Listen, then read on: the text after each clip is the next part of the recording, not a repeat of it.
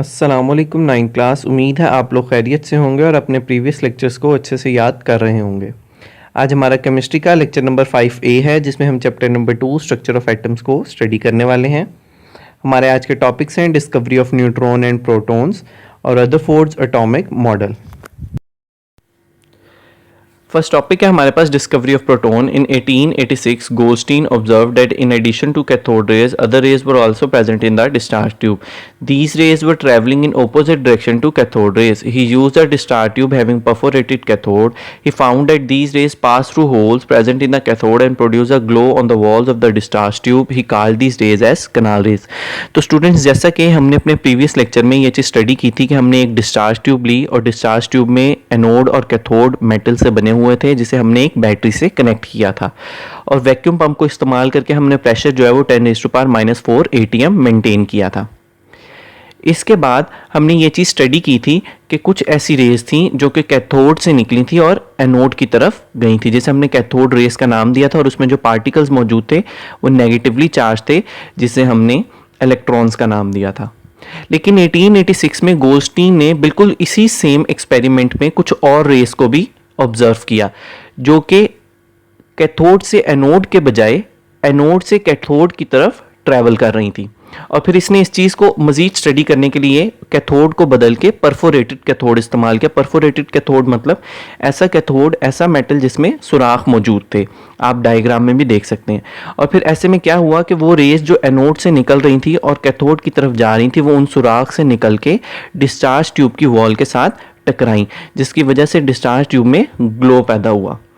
उसने in race को, जो कि एनोड से कैथोड की तरफ ट्रैवल कर रही थी, उसे कैनाल रेस का नाम दिया। तो स्टूडेंट्स, आप लोगों ने दोनों फ़र्क याद रखने हैं। जो रेस कैथोड से निकलकर एनोड की तरफ जाएंगी, हमने उन्हें कैथोड रेस का नाम दिया था, और जो एनोड से कैथोड की तरफ जाएंगी उन्हें कैनाल रेस का नाम दिया। आगे जो प्रॉपर्टीज इनकी स्टडी की गई वो देखते हैं। These rays travel in straight line in a direction opposite to the cathode race.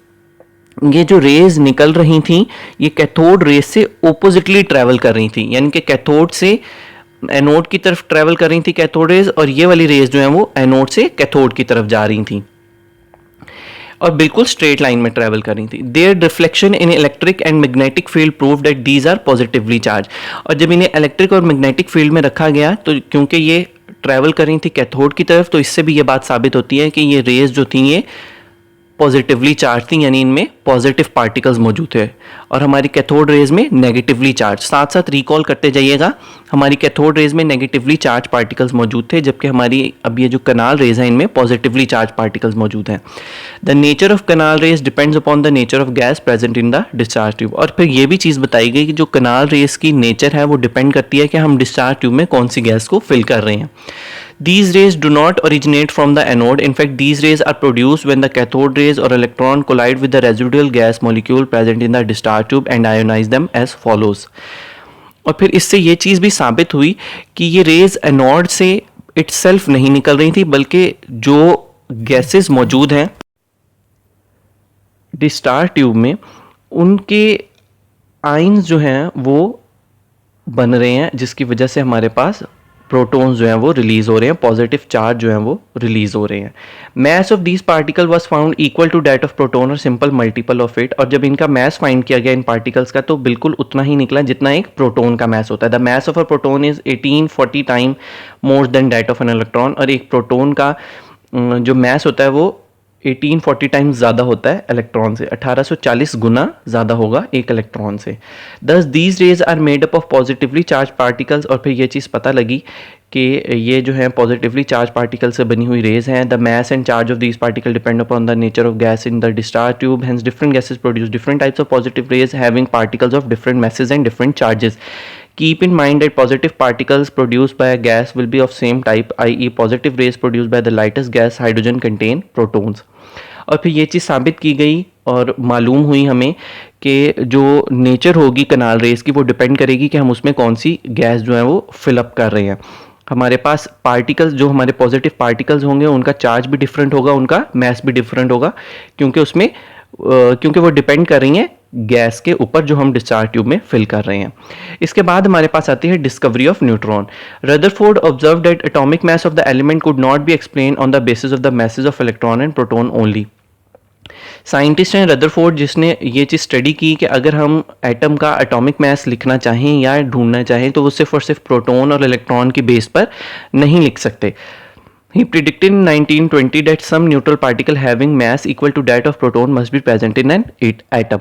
और 1920 में उन्होंने ये चीज़ प्रिडिक्ट की थी कि कुछ ऐसा इसमें मौजूद है जिसपे कोई चार्ज प्रेजेंट नहीं है और उसका वजन जो है वो प्रोटॉन के इक्वल है। The scientist were in a search of such a neutral particle, और फिर साइंटिस्ट जो है इस न्यूट्रल पार्टिकल की सर्च में लग गए। Eventually in 1932 Chadwick discovered neutron, और 1932 में चैडविक ने न्यूट्रॉन को डिस्कवर किया। When he bombarded alpha particles on a beryllium target, जब उसने अल्फा पार्टिकल्स को बेरिलियम पर, ये एक एलिमेंट है जिस पर टारगेट करवाया यानी स्ट्राइक करवाया, he observe that highly penetrating radiations were produce, और फिर उसने ये चीज़ ऑब्जर्व की कि हाईली पेनिट्रेटिंग रेज जो है वो निकल रही है। हाईली पेनिट्रेटिंग से मतलब अंदर घुस जाने वाली, यानी घुस जाने वाली, अंदर तह तक चले जाने वाली रेज जो है वो पैदा हुई हैं। These radiations were called neutron, और उन रेडिएशंस को नाम दिया गया था न्यूट्रॉन का। बेरिलियम पे आप देख सकते हैं, बेरिलियम पे हम लोगों ने अल्फा पार्टिकल्स को जो है वो स्ट्राइक करवाया, जिसमें से हमारे पास जो है वो न्यूट्रॉन जो है वो रिलीज हुआ है। Properties of neutron are as following. Neutrons carry no charge, ie they are neutral. Neutron पर कोई चार्ज नहीं होता, मतलब कि ये न्यूट्रल होते हैं। दे आर हाईली पेनिट्रेटिंग, ये अंदर तह तक जाने वाले होते हैं, ये मैटर के अंदर तक चले जाते हैं। Mass of this particle were nearly equal to the mass of proton, और इनका वजन जो है वो एक प्रोटॉन के बिल्कुल इक्वल था। नेक्स्ट हमारे पास आता है Rutherford atomic model. Rutherford perform gold foil experiment to understand how negative and positive charge could coexist in an atom. He bombarded alpha particles on a 0.004 centimetre thick gold foil. और Rutherford ने फिर एक experiment किया जिसे हमने gold foil experiment का नाम दिया, और उसने ये चीज़ समझने के लिए एक्सपेरिमेंट किया कि एक एटम में पॉजिटिव और नेगेटिव चार्ज एक साथ किस तरह रह सकते हैं और कहाँ कहाँ इनकी पोजीशन जो है वो मौजूद होती हैं। और उसने क्या किया कि 0.00004 यानी इतनी पतली गोल्ड फॉइल ली जिस पर अल्फा पार्टिकल्स को जो है वो स्ट्राइक करवाया। Alpha particles are emitted by radioactive elements like radium and polonium. और अल्फा पार्टिकल्स हमें कहाँ से हासिल हो सकते हैं? ऐसे एलिमेंट से जो कि रेडियो एक्टिव हो। हमने फर्स्ट लेक्चर में रेडियो एक्टिव एलिमेंट्स के बारे में स्टडी किया था कि ये वो एलिमेंट्स होते हैं जो अपने अंदर से रेस को इमिट करते हैं। तो रेडियम और पोलोनियम जो है वो अल्फा पार्टिकल्स रिलीज करते हैं। These are actually helium nuclei, और इनका जो न्यूक्लियस होता है वो हीलियम से मिलता जुलता है, हमारे पास गैस होती है। They can penetrate through matter to some extent, और ये एक मैटर में जो है वो अंदर तक घुस जाते हैं यानी पेनिट्रेट कर सकते हैं। He observe the effects of alpha particle on a photographic plate और a screen coated with zinc sulphide as shown in figure. और फिर उसने ये गोल्ड फॉइल की एक साइड पर जिंक सल्फाइड या फोटोग्राफिक प्लेट को प्लेस किया ताकि वो उसके रिजल्ट को जो है वो अच्छे से ऑब्जर्व कर सके। He prove that plum pudding model of the atom was not correct, और फिर उसने ये चीज़ साबित की कि जो प्लम पुडिंग मॉडल था वो ठीक नहीं था। किस तरीके से, उसको देखते हैं। जो ऑब्जर्वेशंस आई वो पहले स्टडी करते हैं। Almost all the particle pass through the foil undeflected. जितने भी पार्टिकल अल्फा पार्टिकल स्ट्राइक करवाए गए वो ज़्यादातर अनडिफ्लेक्टेड पास कर गए, मतलब गुजर गए फॉइल में से बगैर डिफ्लेक्ट किए। Out of 2000 particle only a few were deflected at fairly large angle and a very few bounce back on hitting the gold foil.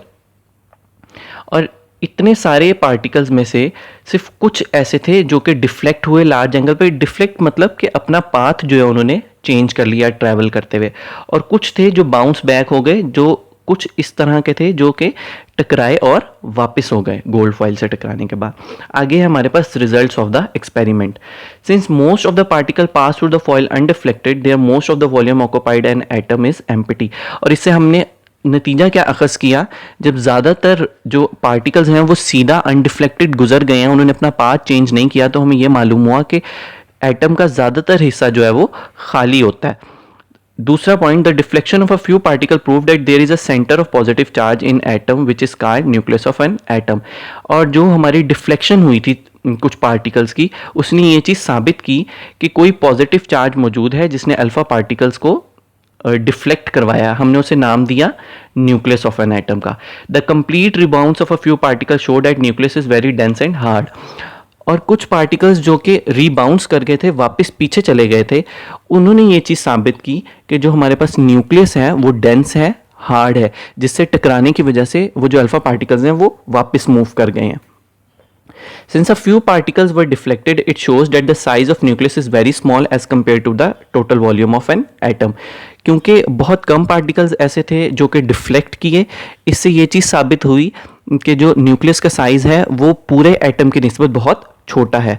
The electrons revolve around the nucleus, और इससे ये चीज़ भी साबित हुई कि इलेक्ट्रॉन्स जो हैं वो न्यूक्लियस के गिर्द घूमते हैं. An atom as a whole is neutral, therefore the number of electron in atom is equal to the number of proton.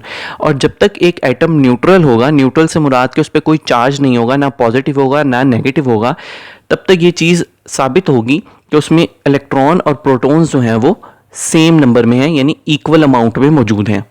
Except electron, all other fundamental particles lie within the nucleus are known as nucleons. और क्योंकि electron shell में मौजूद होते हैं और बाकी जितने भी फंडामेंटल पार्टिकल्स हैं वो न्यूक्लियस में मौजूद होते हैं, तो हमने उनको नाम दिया न्यूक्लियॉन्स का, जिसमें हमारे पास प्रोटॉन्स हैं, न्यूट्रॉन्स हैं और भी बहुत सारे हैं जो आप नेक्स्ट क्लासेस में स्टडी करेंगे. इसके बाद हमारे पास आते हैं defects in Rutherford atomic model.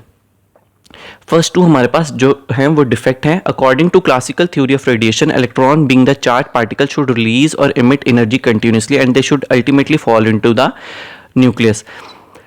और क्लासिकल थ्योरी ऑफ रेडिएशन के अकॉर्डिंग अगर देखा जाए, क्योंकि इलेक्ट्रॉन एक चार्ज पार्टिकल है तो इन्हें हर वक्त जो है वो एनर्जी रिलीज करते रहना चाहिए और फिर फाइनली क्या, घूमते घूमते न्यूक्लियस में आके गिर जाना चाहिए. If the electrons emit energy continuously they should form a continuous spectrum. और अगर ये हर वक्त एनर्जी रिलीज करते हैं तो इनका जो स्पेक्ट्रम यानी जो ग्राफ बनता है, लाइट ग्राफ जिसे हम कहते हैं, वो बिल्कुल कंटिन्यूस होना चाहिए, उसमें कोई गैप नहीं होना चाहिए. But in fact line spectrum was observe, लेकिन जब हमने स्पेक्ट्रम ड्रॉ किया, बनाया, तो उसमें लाइन स्पेक्ट्रम बना, यानी कुछ गैप्स के बाद लाइन ड्रॉज हो रही थी. तो ये दो डिफेक्ट्स थे रदरफोर्ड एटॉमिक मॉडल में, जिसने आगे बहुत सारे क्वेश्चंस को जो है वो राइज किया, जो क्वेश्चंस हमने आगे थ्योरी में भी स्टडी करेंगे बोहर एटॉमिक मॉडल की. उम्मीद है स्टूडेंट्स आप लोगों को आज का लेक्चर समझ आ गया होगा. इन लेक्चर्स को अच्छे से याद कीजिए, आपकी फ़िज़िकल क्लासेस में पॉसिबली इनका क्लास टेस्ट लिया जाए. अल्लाह आपका हामी नासिर.